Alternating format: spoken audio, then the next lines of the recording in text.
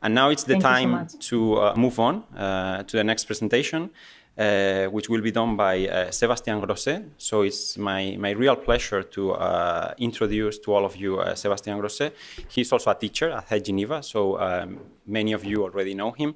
But for those of you who don't know him, Sébastien Grosset is a philosopher and a musician who holds a major and a degree from the University of Geneva. He also has a degree in semiotics from the University of La Sorbonne. He's currently developing a very interesting PhD on interior architecture, precisely, and how it relates to the fields of philosophy and architecture. And indeed, he's also a playwright, and he has a theater practice, extremely interesting, and his plays have been represented and performed in an array of very interesting places such as Grut Lee or Liusin. So definitely a person to follow. Always a pleasure to have you with us, Sébastien. And L'Office de l'Ombre, it's the title of your presentation, and the floor is yours.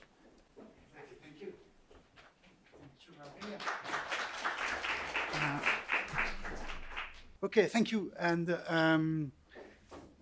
good morning, everybody. Just before I begin, I will just speak quickly about my statement and address to you and apologize. I will speak about my statement because this symposium is about nocturnal history of architecture, and I will be not exactly speaking about history because I'm not an historian. I prefer to speak about stories, and I explain that in English because in French it's not possible to make the distinction. I will develop for you maybe two stories or two faces of the same stories, and maybe to search some definition because I'm coming from philosophy. That's the statement. The apology is, as you can read on my title, I will continue en français, parce que j'ai écrit mon intervention en français et je ne pourrais pas aller beaucoup plus loin dans la langue de Shakespeare. Donc, ce que je vais essayer de faire ici, c'est avec les outils de la philosophie et dans la langue française, ce qui fait deux pas de côté, je vais essayer de m'occuper un instant, j'ai arrêté de me retourner pour le micro, de m'occuper un instant de l'histoire diurne de l'architecture, pour essayer de voir, avec les outils qui sont les miens, d'émettre quelques hypothèses sur les raisons et les mécanismes qui ont pu conduire à ce que cette histoire débouche sur un certain refoulement de l'histoire nocturne. Alors, un certain refoulement, et puis aussi de voir comment on en sort de ce refoulement, parce que si on n'en était jamais sorti, ce colloque aurait simplement pas eu lieu.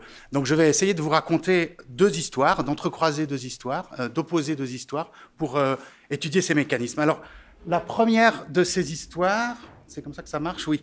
Je la trouve dans un texte d'un philosophe français, vous voyez que j'assume, Pierre Caille, un texte qui s'appelle Empire et décor. Et ce philosophe, dans Empire et décor, esquisse un résumé de l'histoire de l'architecture assez étonnant, comme étant, en quelque sorte, cette histoire, l'histoire de l'illumination progressive de l'intérieur de nos bâtiments par la lumière du jour. Alors, il prend pour point de départ la notion vitruvienne de disposition, de dispositio, et puis plus précisément un passage du De Architectura que je vous montrerai tout à l'heure, qui est consacré à l'art et la manière de faire entrer la lumière du jour extérieur à l'intérieur des bâtiments. Et il raconte comme ça toute l'histoire de l'architecture. En fait, c'est assez court, hein, vous voyez. Il raconte l'histoire de l'architecture, d'une architecture qu'il décrit comme humaniste, comme étant le remplacement progressivement des sortilèges du foyer, dit-il, par la clarté du jour. Il s'agit de raconter comment on a peu à peu percé les murs de la cabane primitive jusqu'à atteindre, dans son récit, la pleine transparence de l'architecture de verre, qui décrit paradoxalement comme une façon de réinstaller l'opacité dans la transparence. Il décrit ça, comme vous le voyez en notes, parce que son ouvrage est surtout consacré à la période classique. Et dans Empire et décor, Pierre Caille, vous inquiétez pas si vous pouvez pas tout lire. Hier, on a eu une proposition sur les images et les sons en continu avec MTV. Moi, je vais vous proposer des mots en continu. Vous pourrez passer entre ce que je dis et ce que je passe là. Ils servent surtout de preuve à ce que je vous raconte. Je vous laisse circuler librement et n'ayez crainte si tout n'arrive pas jusqu'à vous. Dans son ouvrage, donc, je disais, Pierre Caille oppose l'architecture, le rationalisme de l'architecture humaniste, par exemple d'un Palladio, à un idéalisme néoplatonicien qui voit dans la justesse des proportions architecturales la manifestation de rapports numériques idéaux qui gouverneraient le cosmos. Pourtant, malgré l'opposition qu'il pose lui, le récit qu'il déploie, et que ce récit de l'illumination, reprend à son compte une vieille analogie platonicienne, qui est l'analogie entre le bien et la lumière du jour, qui est racontée par Platon autour de la question du mythe de la caverne, sur lequel je reviendrai, dans la République. Et de fait, l'idéalisme de Platon et le rationalisme, notamment celui du XVIe siècle, ont en commun de faire toujours primer l'idée sur la matière. Ce qui change, comme Pierre Caille le dit d'ailleurs très bien lui-même, c'est l'origine de cette idée. Est-ce que elle vient, elle existe en soi, et puis le monde n'en est qu'une expression, et l'architecture alors n'aurait plus qu'à essayer de reproduire et retrouver l'idée qui gouverne le monde, ou alors est-ce que cette idée, ça c'était la position idéaliste, néoplatonicienne, ou alors est-ce que cette idée, selon une position rationaliste, viendrait en fait de l'esprit de l'architecte, et les justes mesures, les justes proportions, ce serait celle qui produit lui-même pour informer le monde. Mais dans un sens comme dans l'autre, il s'agit toujours donc d'informer la matière par l'idée, de faire primer l'idée sur la matière et de faire gouverner, si vous voulez, la matière par l'idée. Alors ici, ce que j'aimerais suggérer, c'est que si l'architecture a tant aimé se raconter comme un récit, comme une histoire lumineuse, si vous voulez, c'est probablement à cause de sa structure, en fait, fondamentalement idéaliste. Et il n'y a pas que Pierre Caille qui obéit à cette structure idéaliste et qui s'intéresse comme ça à la lumière. Vous savez peut-être que Vitruve commence son histoire de l'architecture par la découverte du feu, et puis vous pouvez aller, je ne sais pas, jusqu'à Le Corbusier, avec le jeu savant, correct et magnifique des volumes assemblés sous la lumière. Donc cette histoire lumineuse de l'architecture, là je vous en donne une version condensée et thématisée par ce philosophe, mais elle traverse toute la discipline. Et mon hypothèse, c'est que c'est parce que cette discipline est intrinsèquement, fondamentalement idéaliste, qu'elle a pu être, et ce, malgré toutes les manifestations les doctrinales différentes qui ont eu lieu dans l'architecture, qu'elle a été tellement attirée par cette histoire-là. Et il me semble, en effet, que l'idéalisme est consubstantiel à la poétique de l'architecture parce qu'il est consubstantiel à nos notions de projet. C'est-à-dire, le projet, si vous voulez, qu'est-ce que c'est d'autre le projet que l'art méthodique de faire arriver l'idée dans la matière? Mais méthodique, et en cela, elle est presque un peu plus forte que la philosophie, l'architecture, parce que sur ce point-là, elle peut être très méthodique. Par exemple, alors il y a plusieurs méthodes, mais par exemple, on peut dire qu'on passe du croquis au plan, du plan à la maquette, de la maquette, je sais pas, au devis, du devis au chantier. Il s'agit toujours d'un processus j'allais dire d'incarnation, il ne s'agit pas tellement de chair, mais de matérialisation progressive d'une idée qui est au cœur du processus de l'architecture elle-même. Donc, elle est, à mon avis, pas tant idéaliste, parce que ses représentants adhéreraient à une doctrine platonicienne ou néoplatonicienne, certains l'ont fait, que parce que son principe créatif repose entièrement sur la manifestation d'une idée dans la matière. Et c'est pour correspondre à ce principe qu'elle se raconte si souvent et si volontiers, pas toujours, mais si souvent, comme cet art de la lumière, en reprenant, consciemment ou non, l'analogie platonicienne. Selon ce qu'on peut appeler, que j'appellerais désormais l'autobiographie lumineuse de l'architecture, c'est-à-dire ce récit d'elle-même que fait l'architecture et que font les architectes comme art de faire advenir la lumière, comme art de la lumière. Selon ce récit qu'on peut résumer comme ça, un peu, alors je vais prendre plusieurs voix, 2 voix en tout cas pour en raconter les débuts. L'homme, l'être humain aurait commencé comme ça, dans cette situation, la situation de l'Adam de Philarète, qui était contraint, parce qu'il disposait pas d'architecture, de placer, Philarète dit même qu'il se construit un toit, qu'il doit se construire un abri, placer ses mains, comme vous voyez, au-dessus de sa tête pour se protéger de la pluie. On peut commencer cette histoire idéaliste comme ça. On peut la poursuivre en passant la parole à Vitruve, même s'il est un petit peu avant. Je vous ai dit, je fais pas de l'histoire, je me promène. En passant la parole à Vitruve. Vitruve pour qui les humains primitifs, donc, comme je vous l'ai dit tout à l'heure, pour sortir de cet état qui est celui de Philarète, ont commencé par découvrir le feu, domestiquer le feu, et puis après, à la faveur des échanges et du fait de pouvoir se rencontrer autour du feu, et à la faveur on développait le langage.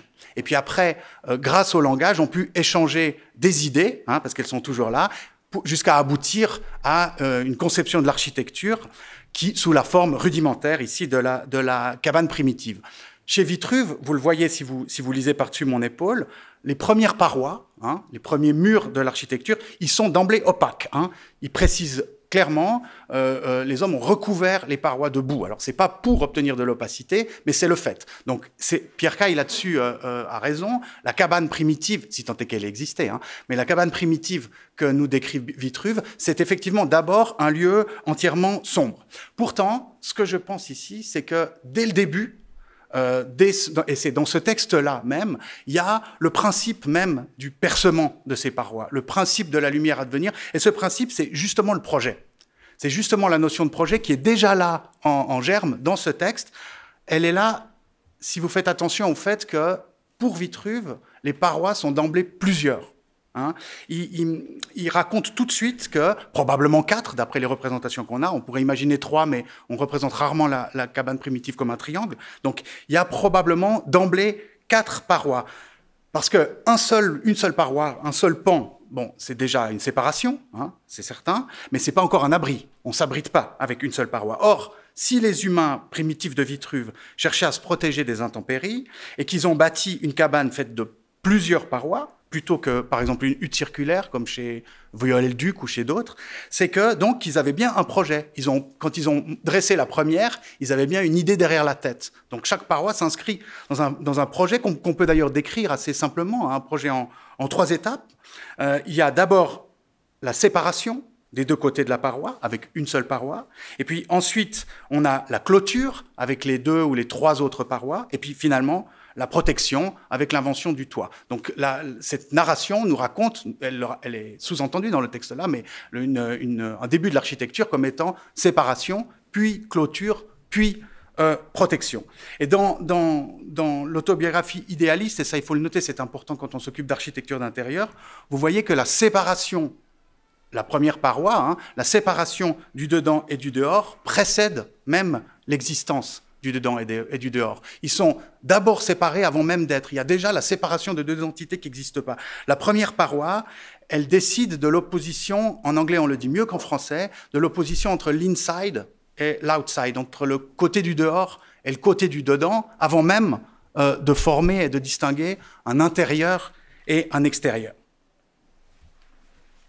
La suite de l'histoire, je vais pas la détailler, mais en gros, c'est celle qu'évoque Pierre Caille, qui d'ailleurs la détaille pas non plus. C'est cet art à la fois double et complémentaire, hein, de diviser l'intérieur et puis d'y diffuser la lumière. Et vous noterez que cet art de division de l'intérieur, c'est rien d'autre que la reproduction dans le bâtiment de ce geste premier, qui est ce geste de séparation. Et puis Caille raconte l'histoire comme ça jusqu'au XXe siècle, c'est-à-dire jusqu'à l'architecture vitrée, qui serait devenue totalement transparente, où la lumière pourrait traverser complètement l'intérieur. On peut éventuellement, si on veut raconter toute l'histoire, faire un pas de plus, par exemple, en évoquant le basculement postmoderne de la transparence en reflet, qu'analyse par exemple Frederick Jameson dans le Westin Bonaventure de Portman, où il dit que en passant du verre transparent d'un Philip Johnson, enfin il a fait les 2 Philip Johnson, mais de la Glass House de Philip Johnson, par exemple, en miroir, on crée des bâtiments qui repoussent la ville vers l'extérieur, dit Jameson. Et si on ajoute ce dernier retournement, hein, peut-être qu'on en trouverait d'autres, de la vitre en miroir, alors on a en gros les principales étapes de ce, vraiment très en gros, hein, j'ai peu de temps pour détailler, de ce grand récit diurne de l'architecture occidentale. Que j'appellerais donc, si vous voulez, autobiographie lumineuse, parce que c'est en grande partie les architectes, pas tous, hein, mais qui le racontent, les architectes et certains historiens. Et à cette autobiographie, eh bien maintenant, j'aimerais proposer une contre-histoire, hein, une histoire d'opposition qui ne serait pas directement l'histoire de la nuit, mais il ne faut pas qu'il y ait d'ambiguïté entre nous. Je ne prétends pas rétablir la vérité historique, c'est-à-dire en disant « ils ont raconté n'importe quoi, je vais vous dire ce qui s'est vraiment passé ». Ce n'est pas ça le projet, c'est encore aussi une story, un narrative que je veux proposer là.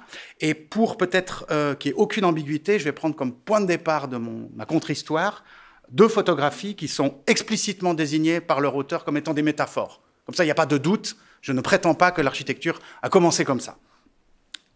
Donc vous les voyez, je ne sais pas si tout le monde les connaît, mais il s'agit des métaphores 14 et 15 de la série des métaphores d'Hector et Sottsass. Et vous voyez que c'est un dispositif très simple. Hein. Vous avez 2... Alors la première s'appelle voulez-vous vous asseoir au soleil? Voi sederti, Roberto? Je sais pas. Sederti, merci. Al sole, et la deuxième, o voi sederti all'ombra. Et donc un dispositif simple, on a une paroi parfaitement, vraiment rudimentaire, hein, et puis qui projette de l'ombre au sol, et la possibilité de mettre une chaise hors de cette paroi pour être au soleil, ou dans cette paroi pour être à l'ombre. C'est tout. Et pourtant, évidemment, vous vous en doutez, c'est déjà beaucoup, parce que d'abord, cette paroi dressée comme ça, entre le soleil et la chaise, n'en réclame aucune autre. C'est plus la condition de la cabane que propose Vitruve. Il ne s'agit pas d'un des murs d'une cabane, qui en appellerait d'autres à venir, mais il s'agit de l'unique écran de l'ombre. Il n'y a pas de projet. On est tout de suite là. Et avec cette installation, Sottsass nous met aussi, d'une certaine manière, à la croisée des chemins. Parce que d'abord, il nous rappelle que l'architecture a beau parler sans cesse de lumière, elle a en réalité jamais produit autre chose que de l'ombre, au soleil et à l'extérieur. Et puis, il semble s'adresser d'une certaine manière aux historiens de l'architecture et aux architectes en leur disant « Voglio raccontare il sole », comme on l'a fait depuis toujours, ou « Voglio raccontare l'ombra ». Est-ce que, par exemple, tu veux continuer l'autobiographie lumineuse, ou est-ce que tu veux entamer un autre récit, raconter le récit d'une architecture qui ne créerait plus de la lumière, ni ne la rechercherait, mais qui, en réalité, et le mot est, je pense, pas trop fort, n'aurait jamais cessé de s'y opposer. Hein. Ce que propose Sottsass, c'est la définition de l'architecture diurne comme étant en opposition avec la lumière. Et cette opposition, je pense que c'est la part d'ombre principielle, fondamentale de l'architecture, sur le déni de laquelle le grand récit, la grande autobiographie lumineuse, le grand récit diurne, s'est construit. Pourtant, et ce n'est pas le moindre des paradoxes, on trouve précisément une expression, une trace de cette notion d'opposition, justement dans le récit, la description que vous n'aurez pas le temps de lire, sur laquelle s'appuie Pierre Caille chez Vitruve, qui est la partie du De Architectura très technique, où Vitruve nous explique comment faire arriver de la lumière dans les bâtiments. Et en gros, il nous donne une expérience, hein, qui dit, pour savoir comment éclairer un endroit, il s'agit de prendre le mur où on va vouloir le faire, là où on veut faire une fenêtre, on tire un cordeau, et puis on regarde si on peut passer tout droit, et si ça marche, ou si, comme il dit, il y a des poutres, des lucarnes ou des étages supérieurs qui viennent s'interposer sur le chemin de la lumière qu'on veut faire. Et alors là, il faudra placer un truc plus haut. Donc l'art délicat du percement des fenêtres pour faire entrer la lumière tient, nous dit Vitruve, tout entier dans ce combat contre les poutres, les lucarnes ou les étages supérieurs qui s'interposent, le latin dit officient, hein, qui s'interpose, comme la paroi de Sottsass vient s'interposer entre le soleil et le sol. Donc ça veut dire, dans ce texte-là, que ce à quoi l'architecture va devoir s'opposer, ce qu'elle va devoir combattre pour faire advenir la lumière, c'est pas l'environnement, c'est elle-même, c'est ses propres poutres, ses propres parois, ses propres lucarnes. Le verbe qu'utilise Vitruve, c'est le verbe officere. Alors là, c'est un extrait de mon Gaffio, de mon dictionnaire latin-français. Officio, vous le voyez, officis, officere, offici, officio, on ne sait pas. Moi, je ne sais pas comment on parlait en latin, j'y suis jamais allé, tu vois. Il n'y a pas beaucoup d'enregistrements. J'ai fait du latin, mais on ne le parle pas, le latin. Oui. Donc, et c'est un verbe donc, qui veut dire, comme vous pouvez voir, hein, qui signifie faire obstacle, entraver, s'opposer, et puis même très spécifiquement se dresser, se masquer le soleil. Et ce verbe, vous voyez que c'est un composé de ob et facio, ou facio, comme vous voulez. Hein, et ob veut dire devant, et facere, c'est faire. Donc, officere, ça paraît un peu grossier quand on le dit comme ça, mais c'est faire devant. Hein, c'est-à-dire qu'en fait, ça signifie que c'est un verbe actif. Il ne s'agit pas simplement d'être là. Hein. L'architecture ne doit pas juste se présenter.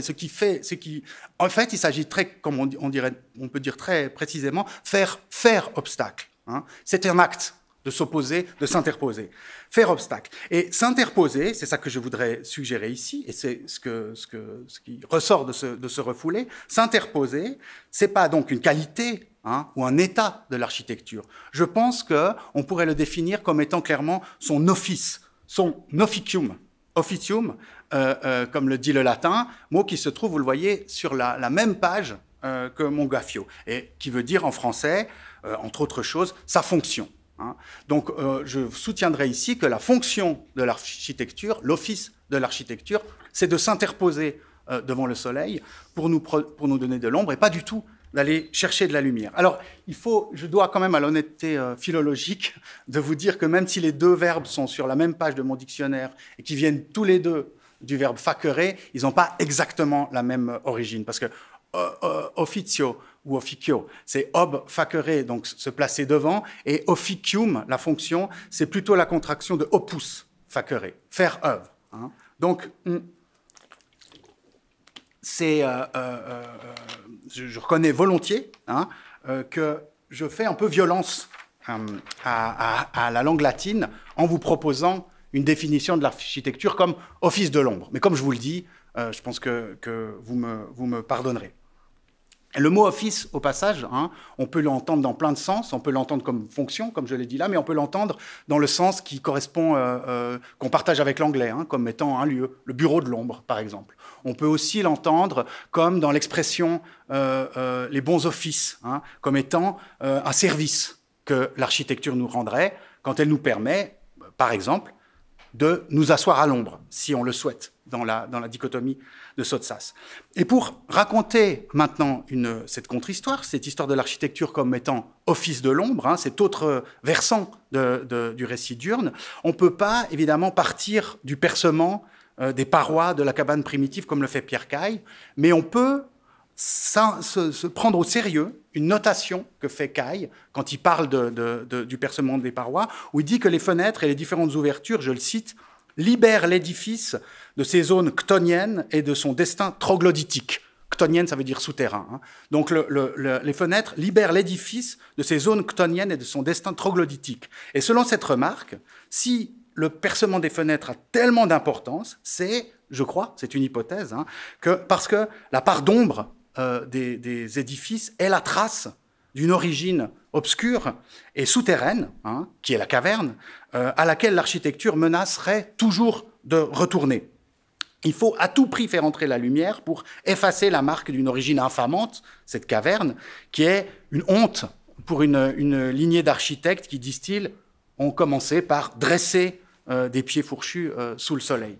Et si, je le dis en passant, si l'histoire commence sous terre, l'origine, c'est plus cette érection, c'est la cavité. Et on devine assez facilement quel autre refoulé accompagne le déni de l'ombre si on doit passer de l'érection à la cavité. Mais ce n'est pas mon sujet, je l'évoque juste en passant.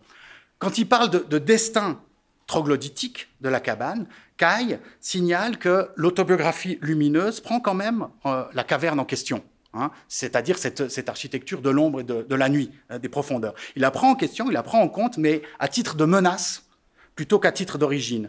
La caverne, c'est pas l'avenir, d'après cette autobiographie, ni l'origine de l'architecture, c'est l'âge obscur, antérieur à l'origine elle-même, et dont le retour doit être absolument conjugué, parce qu'il correspondrait à une régression même de l'ordre de la sauvagerie, puisque Vitruve, vous le savez peut-être, range les cavernes au rang des habitats que les premiers hommes partageaient avec les animaux.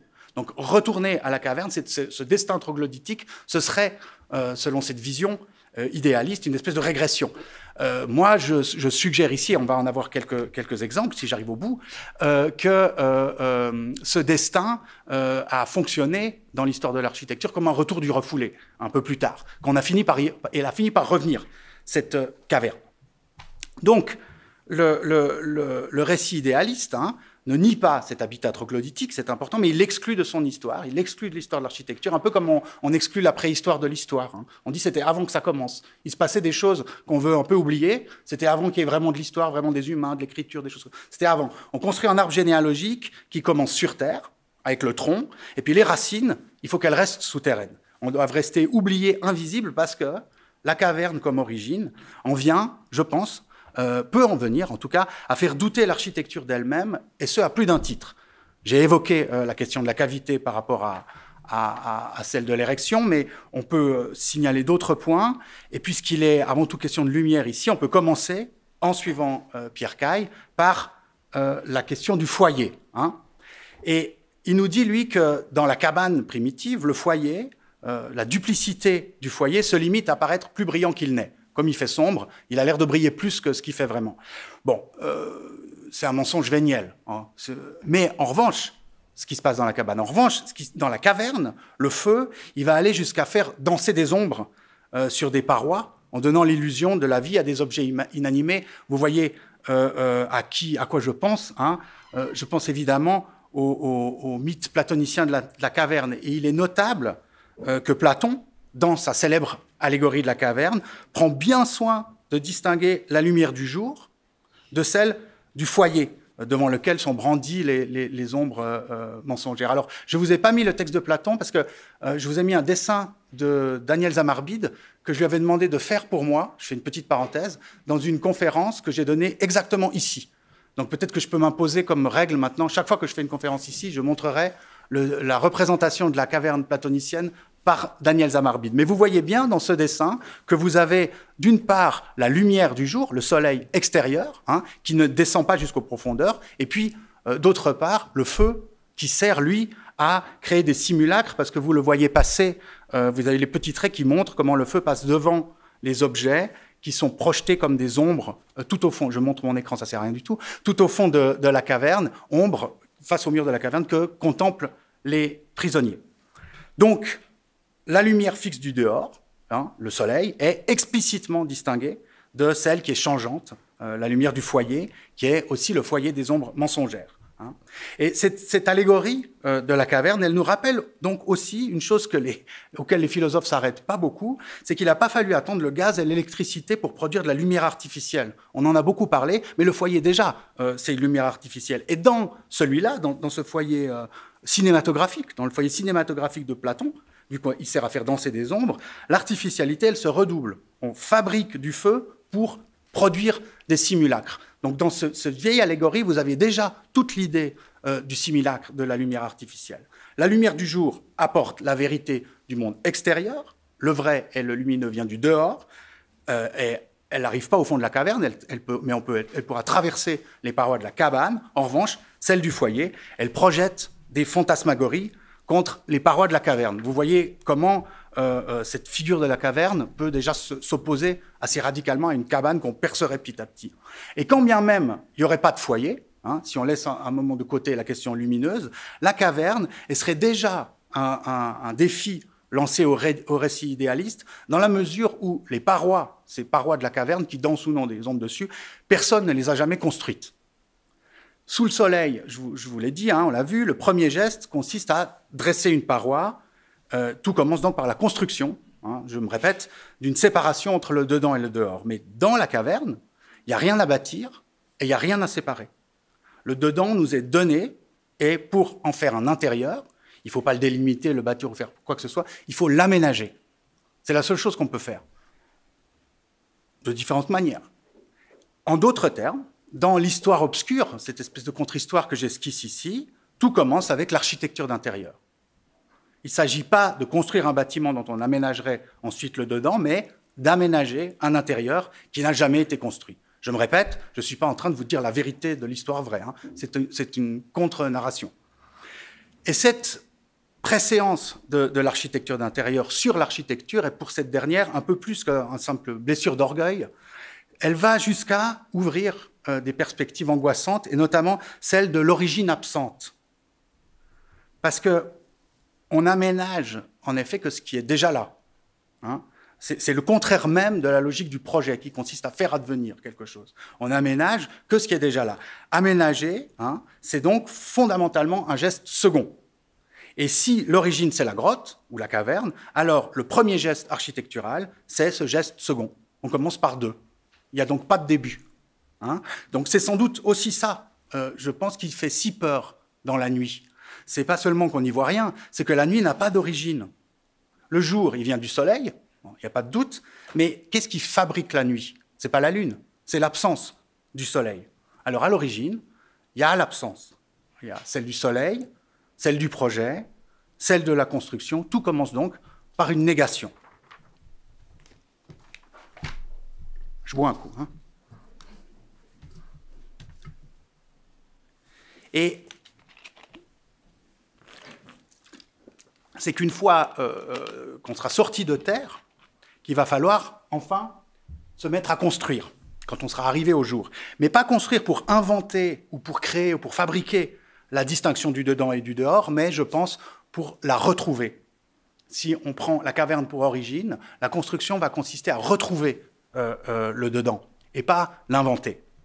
Dans les récits des origines de l'architecture, en général, la cabane, elle est présentée comme un abri contre les intempéries. Hein. On a vu Philarète, la pluie est représentée comme lui tombant sur la tête. Elle joue un rôle essentiel dans la naissance de l'art de bâtir. Pourtant, dans le manuscrit de Philarète, dans le passage qu'il y a là, il ajoute, juste après les lignes que vous avez là, un petit commentaire, une précision qui me semble tout à fait intéressant. Et il dit « Adam, après s'être fait un toit avec ses mains, réfléchit à la manière de se protéger de la pluie, mais aussi de l'ardeur du soleil. » Il n'est pas le seul à le dire, mais c'est en général, ça vient toujours en deuxième. Parce qu'effectivement, le soleil aussi, il faut s'en protéger. Hein. Il n'y a pas que la pluie, parce que le soleil brûle, et parce qu'il éblouit, comme dit la célébrissime Maxime 26, je crois, ouais, de La Rochefoucauld, qui dit que le soleil ni la mort ne peuvent se regarder fixement. Alors, dans l'autobiographie lumineuse dont je parle, le soleil et la mort s'opposent. Hein. L'obscurité, enfin c'est plutôt la tombe qui est associée à l'obscurité, l'intérieur. Hein. La mort, c'est plutôt du côté de l'obscur. Mais le récit idéaliste semble oublier que le soleil ne se contente pas de briller ou de luire, mais qui chauffe, hein, et puis qui brûle. Et c'est pas un hasard si les photographies de Sottsass que j'ai utilisées ont été faites dans le désert. C'est pas un hasard. L'ombre de la bâche de Sottsass est donc quelque chose comme la recréation d'un espace microclimatique supportable qui existait dans la caverne et que Sottsass fait revenir à la surface. Et donc c'est déjà un intérieur, comme dans la caverne. Alors c'est le plus simple possible des intérieurs, l'ombre, puisqu'il n'a que 2 dimensions. Mais c'est un intérieur, il faut y entrer. Et cet espace habitable minimum, ce premier intérieur remonté à la surface, on peut aussi le lire, comme Sottsass nous y invite, à la manière d'une métaphore. Hein. On peut le lire comme une métaphore, et la métaphore d'une discipline, d'un art, l'architecture d'intérieur, qui s'est longtemps développée, avec peut-être un peu trop d'humilité, à l'ombre de l'architecture. Mais je pense qu'il est peut-être justement temps, et ce genre de colloque le montre, de faire un peu plus cas de cet art de l'aménagement des intérieurs, à l'heure où l'architecture lumineuse, celle qui s'élève donc comme ça sans vergogne sous le soleil, ne protège plus tellement du réchauffement solaire, mais dans certains cas, pas dans tous, mais dans certains cas, commence à y participer. Alors je vais prendre un exemple, malheureusement parmi beaucoup d'autres, cette fois c'est plus de la philosophie.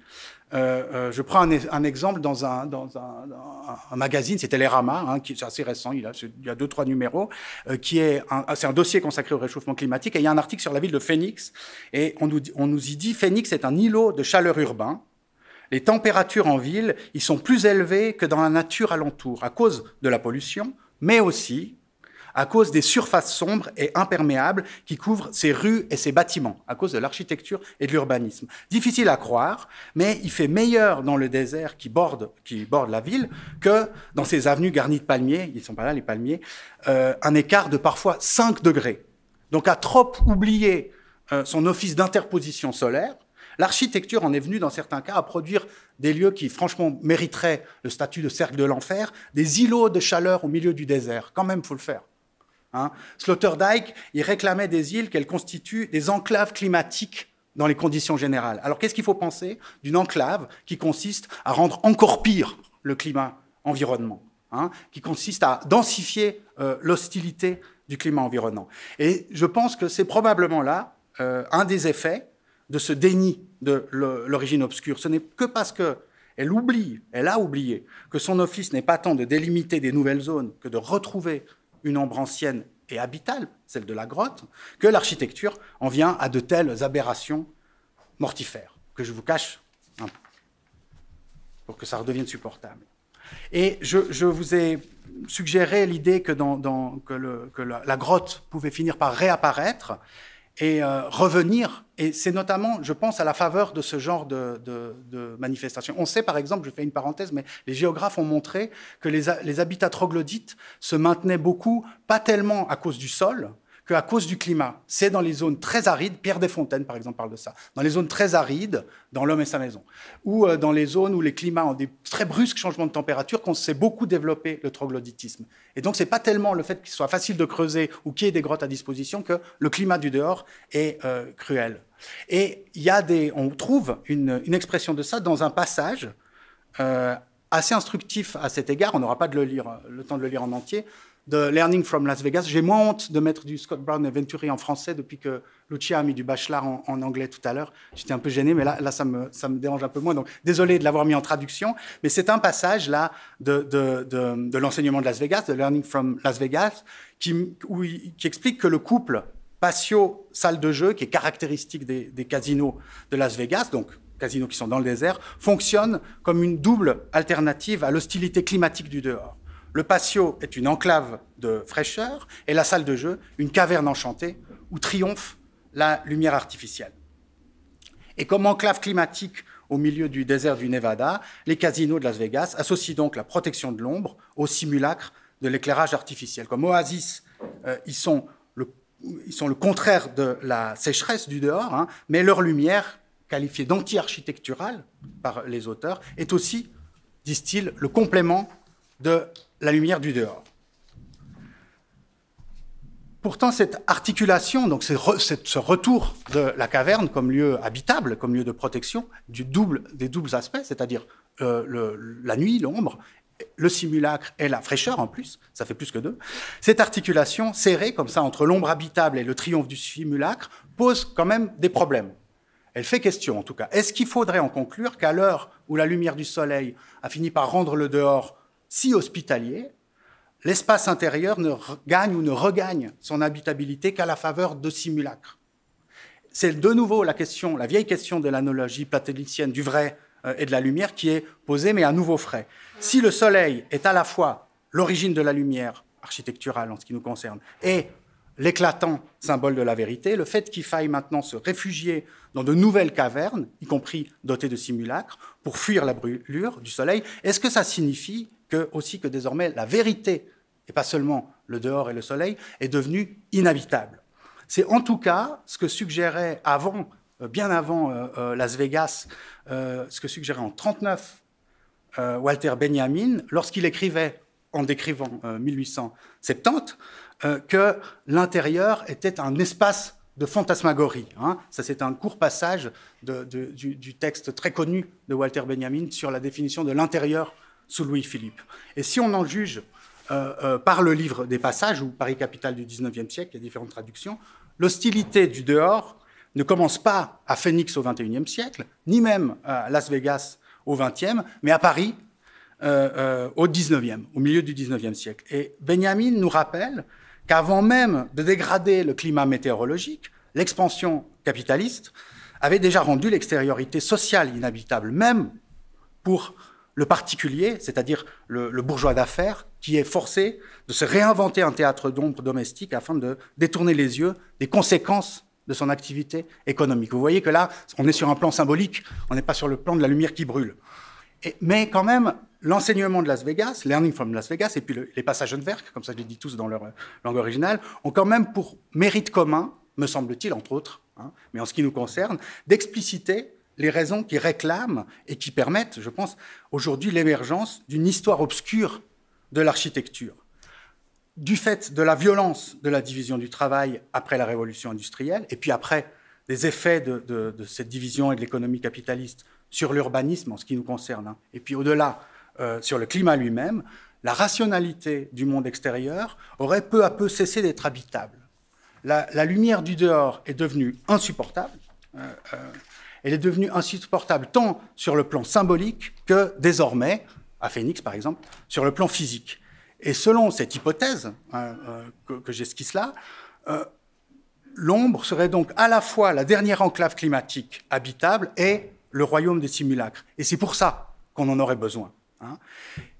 On ne pourrait plus vivre que dans le périmètre de l'ombre, non seulement parce que le soleil est devenu mortifère, mais aussi parce que la vérité n'est plus vivable, n'est plus supportable. Alors, on voit que c'est une hypothèse pessimiste. Je ne sais pas s'il me reste du temps, parce que je n'ai pas regardé. Alors, s'il m'en reste, je peux raconter, je voulais essayer d'écrire quand même un happy end à notre... Sinon, j'en reste là, et c'est triste, mais j'ai essayé d'écrire quand même un happy end à l'histoire obscure, et puis à ma conférence. Et ce happy end repose sur une thèse qui est reprise, volée aux idéalistes. Et cette thèse, c'est que, contrairement à ce que prétend, ou à ce que proclame, disons, l'autobiographie lumineuse, c'est pas la lumière, mais c'est l'ombre qui nous ouvre une voie d'accès directe au monde des idées. Alors, je suis désolé, pour prendre cette voie d'accès, il faut qu'on fasse un petit peu de géométrie, mais je vous promets, il n'y a pas de calcul. Il faut qu'on parle un peu de géométrie, rapidement, hein, mais c'est sur ce terrain-là que ça va se jouer. Vous savez à quel point les idéalistes, de Platon à Le Corbusier, par exemple, là-dedans, pour prendre des gens qui ne faisaient pas exactement le même métier, aimaient la géométrie, à quel point ils la tenaient en haute estime. Pourtant, ce n'est pas tout à fait pareil.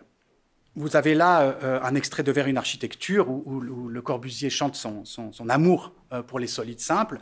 Même si la liste des solides qu'il présente ici n'est pas la même que celle de Platon, hein, ce n'est pas celle qui figure dans le Timée, pour Le Corbusier, comme pour Platon, il s'agit de se mettre à la recherche de figures essentielles. Mais il y a une différence. Chez Platon, la perfection de ces solides est le gage de l'agencement intime de la matière. Je n'ai pas le temps de détailler le Timée, je réponds aux questions si vous voulez après. Mais ces solides platoniciens, c'est les bases, les molécules, si vous voulez, ou les idées qui permettent à la matière d'exister. Tandis que, mais évidemment, donc on ne peut pas en faire l'expérience directe. Tandis que chez Le Corbusier, ces solides conservent leur pureté à l'échelle architecturale. Et le signe de leur proximité avec le monde des idées, hein, c'est précisément leur aisance à recevoir la lumière. Ces quelques lignes-là montrent déjà à quel point Le Corbusier était idéaliste. Alors lui, pour le coup, complètement. On peut lire Paul Turner là-dessus, qui a étudié sa bibliothèque et qui montre à quel point il avait une formation avant tout idéaliste. Mais ça, c'est encore une parenthèse que je ne vais pas ouvrir. En tout cas, pas ici. Mais elle montre aussi que cet idéalisme, que ce soit celui de Le Corbusier ou celui que je considère, dont j'ai décrit qu'il était intrinsèque à l'architecture, combien il rencontre toujours une butée. Parce que le jeu des solides de Le Corbusier, là, il est peut-être correct, magnifique, savant, tout ce que vous voulez, mais enfin, la lumière sous laquelle il s'assemble, ça reste la lumière du soleil de tous les jours. Ça reste la lumière empirique. C'est pas la lumière immobile des idées. Et c'est d'ailleurs pour ça qu'on a accès qu'à leur image. On n'a pas accès à l'essence des solides en architecture. Parce que, en architecture, la géométrie ne peut pas être idéale. Et c'est pas possible, vu qu'elle a toujours affaire à la matière. Et en ce sens, l'idéalisme architectural peut être toujours considéré comme un idéalisme contrarié. Elle aspire à l'idéalisme, l'architecture, mais elle n'y arrivera jamais. Elle n'accédera jamais. Quelles qu'en soient ses prétentions conceptuelles, hein, l'architecture reste vouée à devenir une chose, et qui plus est, une chose utile. C'est ce dont se lamente Peter Eisenman, par exemple, quand il veut faire de l'architecture conceptuelle.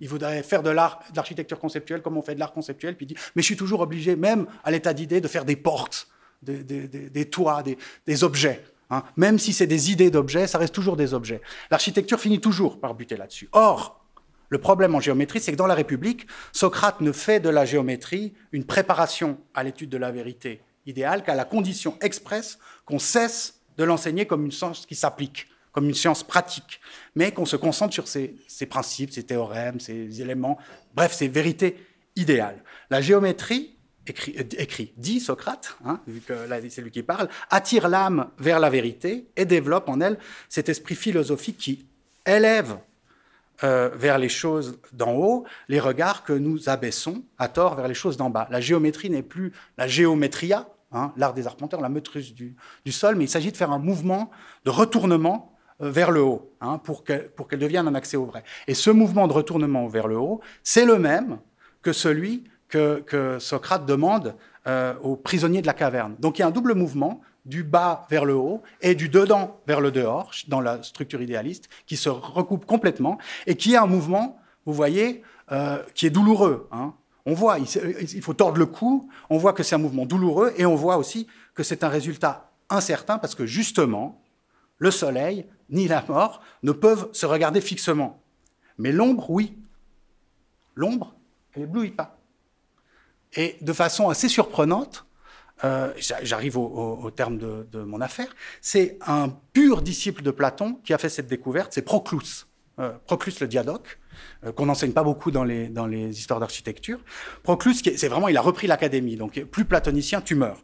Et il a écrit, entre autres choses, Proclus, un commentaire aux éléments d'Euclide, au premier livre des éléments d'Euclide. Et dans ce commentaire, l'air de rien, comme ça, et peut-être même à son insu, je ne sais pas, je ne suis pas dans sa tête, il nous ouvre et il nous réouvre la voie de l'ombre comme accès aux idées. Alors il faut le lire, ce commentaire, c'est celui-là.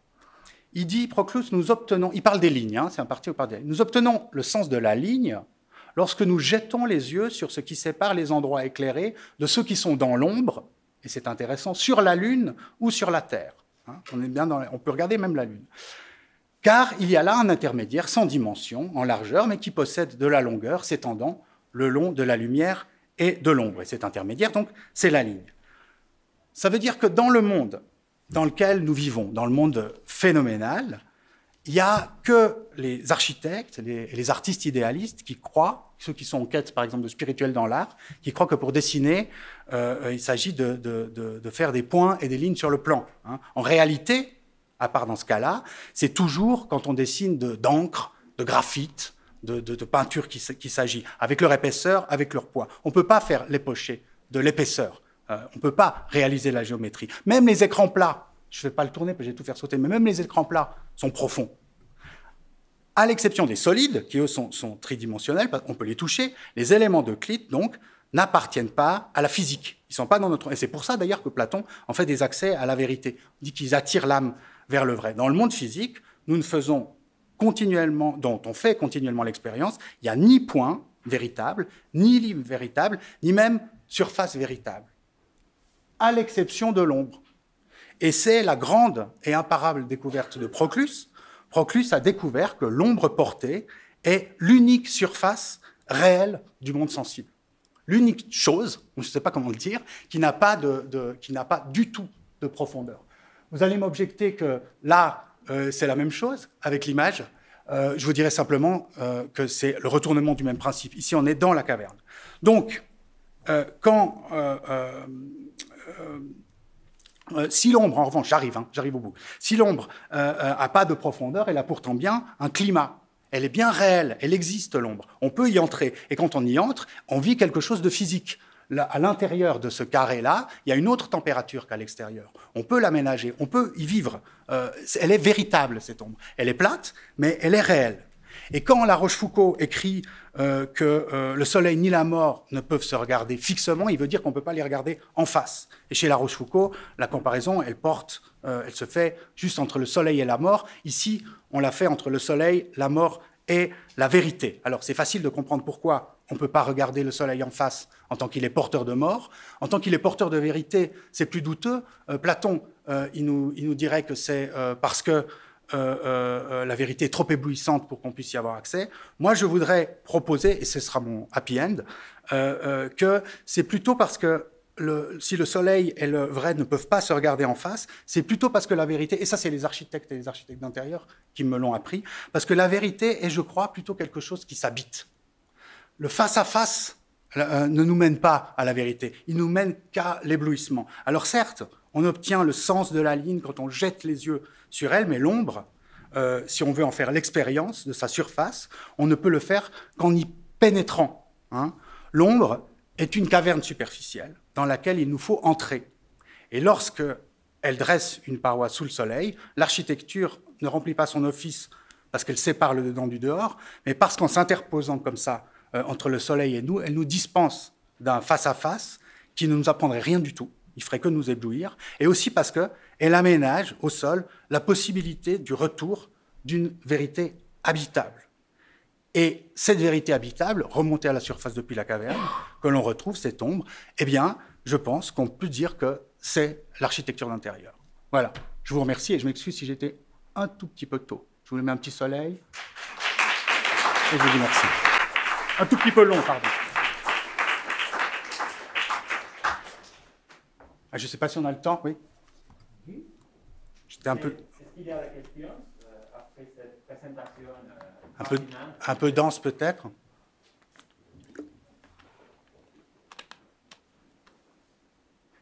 Vous avez besoin de temps pour digérer tout ça? Oui. Oui, pardon. Non, pas du tout, pas du tout. C'était absolument passionnant. Merci beaucoup, Sébastien. Très vite, avant de passer à la prochaine présentation, donc Vitruvio, le latin, l'ombre, Platon, les mythes de la caverne, Sottsass, etc. Moi, je me posais la question en t'écoutant, s'il y a des autres mythes fondationnels de l'architecture, ou même de l'architecture intérieure, non occidentaux ou non troglodytes, c'est-à-dire la neige, la mer, la côte, la forêt, la montagne où il fait froid. Oui. Et le soleil, ce n'est pas le problème, mais plutôt l'absence de chaleur, etc., qui t'intéresse. Et si ça, c'est aussi un sujet qui, d'une certaine manière, tu pourrais aussi construire comme mythe fondationnel de l'architecture d'intérieur non occidentale. Oui, tu as raison. D'ailleurs, peut-être qu'on va en avoir un juste maintenant, vu qu'on va avoir... Exactement. C'est une excellente transition que tu fais là. Donc, c'est peut-être elle qui va nous répondre. Mais effectivement, j'aurais dû préciser que le cadre que je pose là, c'est un cadre qui, effectivement, c'est vrai, est occidental. Vous savez que j'habite à Marseille, et c'est depuis que je vis comme ça au bord de la Méditerranée que je comprends ce que c'est qu'Euclide, vraiment. Parce qu'effectivement, dans ce pourtour, dans cette zone-là, dans ce pourtour méditerranéen, avec un soleil franc et direct, c'est pas Turner, hein, c'est très très clair là, ces jeux de séparation entre ombre et lumière. Et c'est vrai que tu as raison, hein, qu'on pourrait ouvrir encore toutes sortes de perspectives en fondant d'autres rapports à l'environnement, au paysage qui ont été développés par d'autres cultures que la nôtre. Tout à fait, je suis tout à fait d'accord. Moi, je retourne un mythe qui est, j'aurais dû le dire d'ailleurs, ce double mythe du foyer et puis de la lumière du dehors, qui est constitutif de notre culture. Grecque d'abord et puis après, qui a passé chez les Allemands. Pardon? J'ai entendu une voix. Non? C'était une voix. C'est Madame Zoom qui parle. Voilà, je suis désolé d'avoir pris manger du temps sur la présentation. C'est pas vraiment, c'est juste un point de la...